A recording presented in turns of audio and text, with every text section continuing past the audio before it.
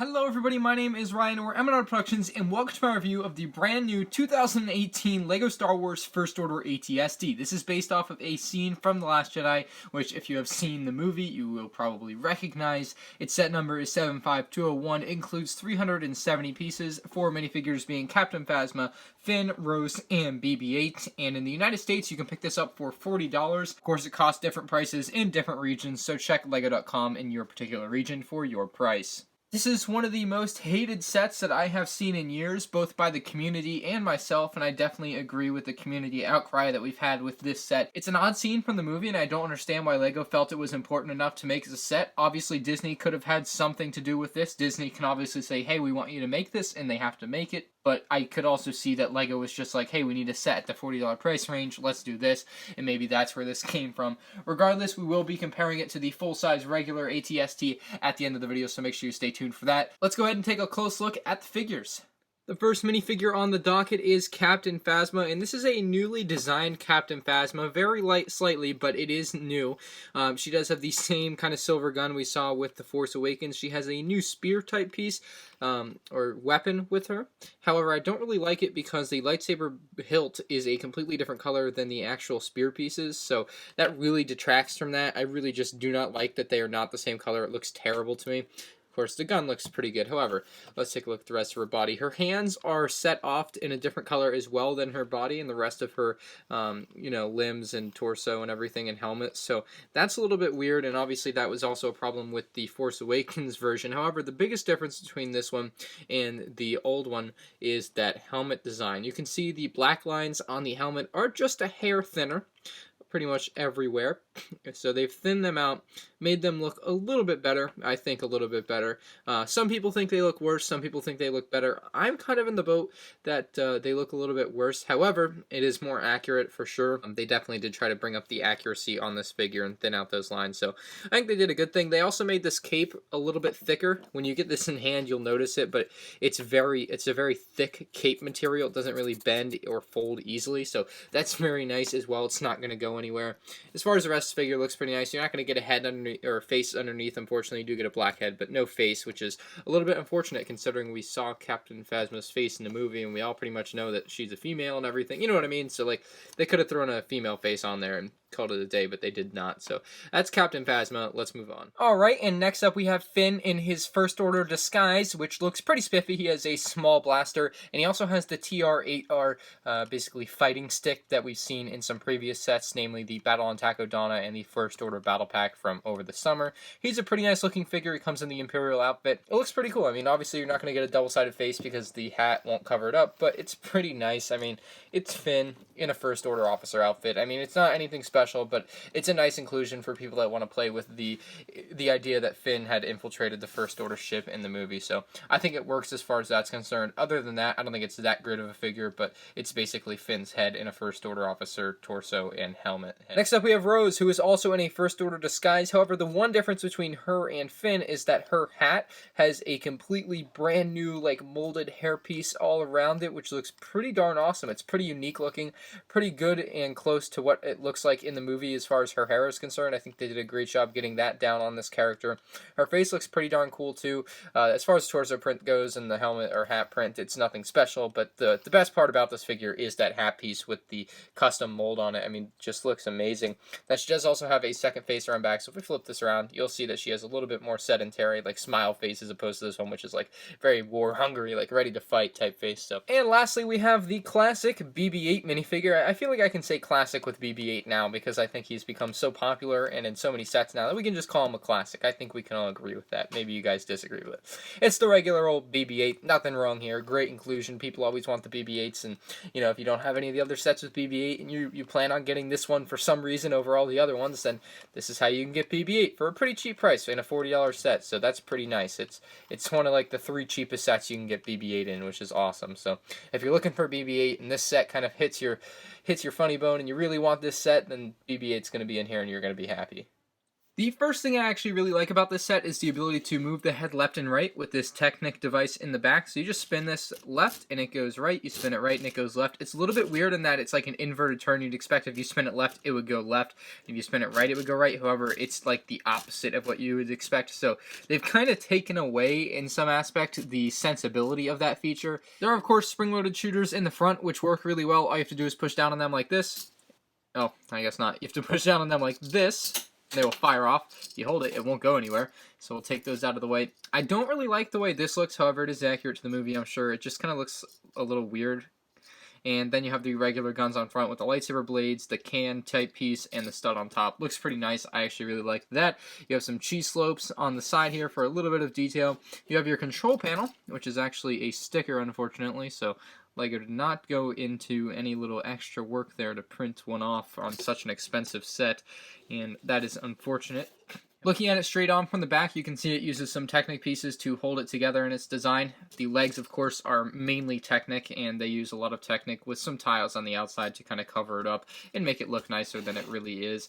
You have stickers all over this thing, tons of stickers. You have this pretty flat back here as well, where the head would basically otherwise cover, and that's pretty much it for the top part. Now the legs themselves do have stickers as well down below. They use this clip piece at the bottom to kind of finish it off. So pretty nice design. This is actually a very similar design to the Rogue One ATST also. So you will find that when we compare, they are very similar. You can see these in the back just to kind of give it some more support and detail. Looks really nice. Again, one more shot of that feature. When you turn this, it turns. It's actually a little bit stiff. Like, you actually do have to put something into it. It's not like you can just turn it freely, unfortunately. So I could see some little kids having trouble with this, getting it to turn. You can just turn it by hand up top like this. It's pretty easy as well. However, it's a little bit more convenient for most people to do this. It's just harder, honestly, to do this than it is to do this. And maybe it's because I have big fingers and I can't really get in there to turn it that well, but this is a lot easier to do than that.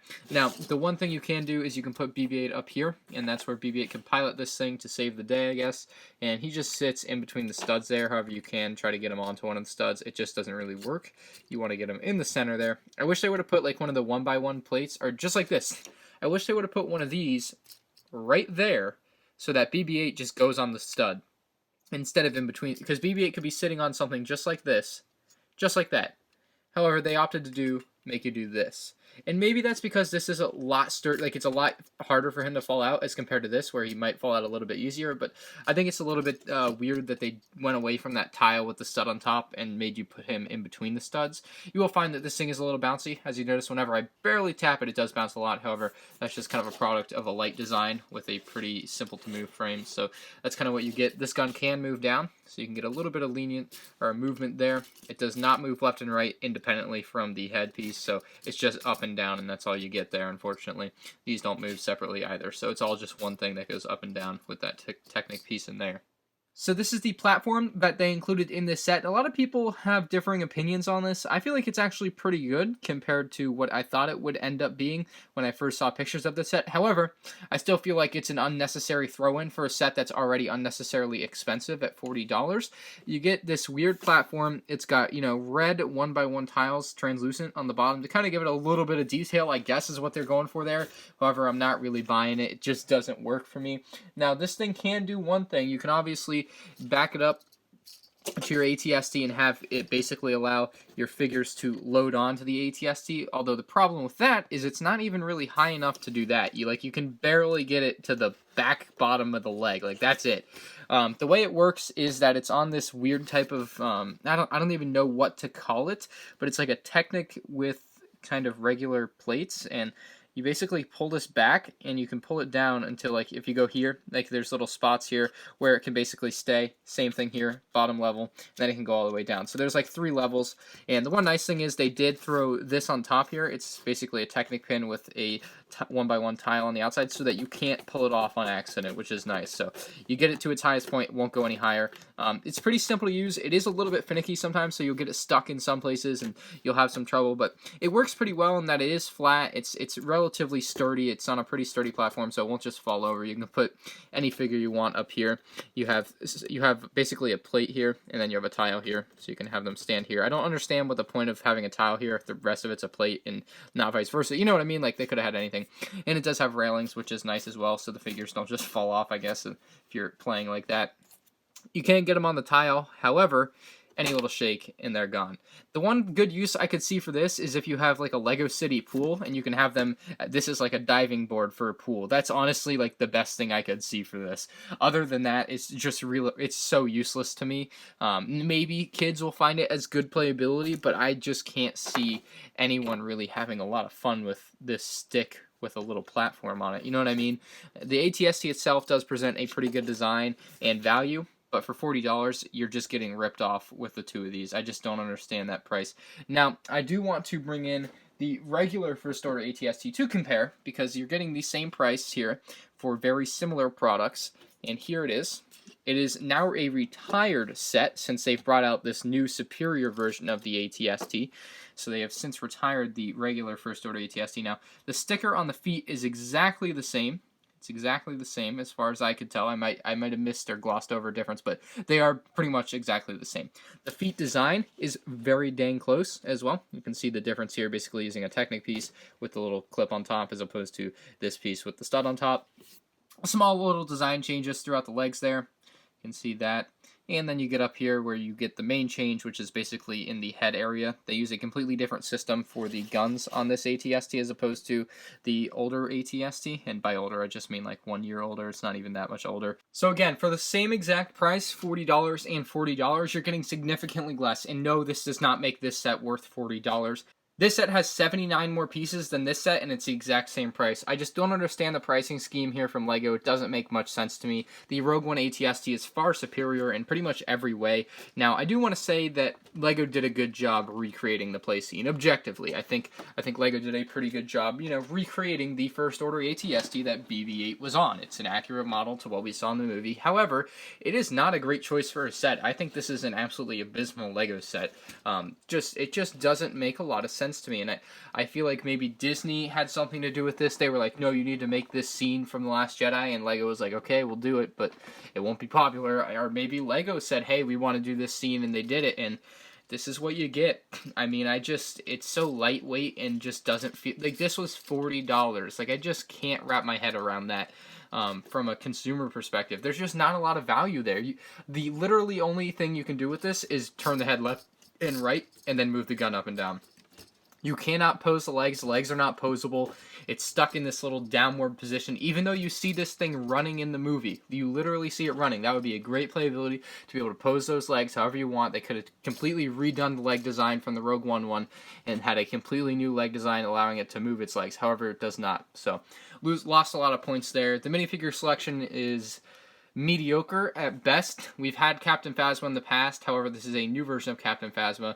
BB-8, of course, is a nice inclusion. A lot of people want BB-8, so this is another way to get BB-8 if you want BB-8. You get Finn in his, like, First Order disguise outfit. Garbage. And then, of course, Rose, who is one of the least liked characters from Star Wars The Last Jedi, and probably second only to Jar Jar. I mean, honestly, I didn't like Rose. I know maybe some people did, but she was definitely my least favorite character in the movie, so to me, this is just another garbage character. However, that is my opinion, and some people may feel different. So, I think I did not like the figures in the set. I felt like the Captain Phasma, sword thing here, spear, it just looks weird with the lightsaber being a different color. Like, why couldn't they just make the hilt piece the same color? I don't understand that either, so They really missed out on a few little details that would have made this set a lot better. Of course, some people have been begging for them to make the headpiece, wishing they had made it a removable head. And while I understand that would work because that's what happened in the movie, I feel like LEGO couldn't really do that. Like, I just can't even imagine how hard it would be to make a system for the head to be able to remove and be put back on and still have like a building integrity that it wouldn't just fall apart every time. I just feel like that is part of the problem here, that they couldn't figure out a good solution, so they just kind of threw this together and threw it out maybe. I have no idea. The First Order ATST actual design is actually pretty cool. It's a little bit different than the original ATST from, the original trilogy, but we obviously didn't get that here, and I don't think we'll ever get that. I think that they have completely failed with this set. That's my opinion, and I really wish this hadn't been a set. It's just one of those, it happens, I guess. I feel bad because obviously somebody designed this. They spent a lot of time working on this, or maybe they didn't. Maybe they just completely copied the Rogue One version and threw this together. I don't know. Did what I did and just chopped the head off. But, somebody put a lot of time into this. This was someone's creation, and I feel bad when I say something is bad, but this is bad. I think I've pretty much done my rambling for this video, and I do want to call it here, guys. If you enjoyed my review of the First Order ATST, let me know with a like, guys. My final rating for this set is a 3 out of 10. I do see it does have some redeeming qualities. However, it is not enough for me to give this set even a passing grade of a D. So that's all for my review, guys. If you enjoyed, hit that like button. Subscribe to the channel if you're new here. Comment down below. Is this the worst LEGO Star Wars set ever? It's definitely one of them for me. I mean, it just happens. Sometimes there's a bad LEGO set, and that's okay. We gotta let it go. There's so many great LEGO sets out there right now that we can be focusing our attention on other than this. So thank you all for watching, guys, and I'll see you on the next one. Peace out.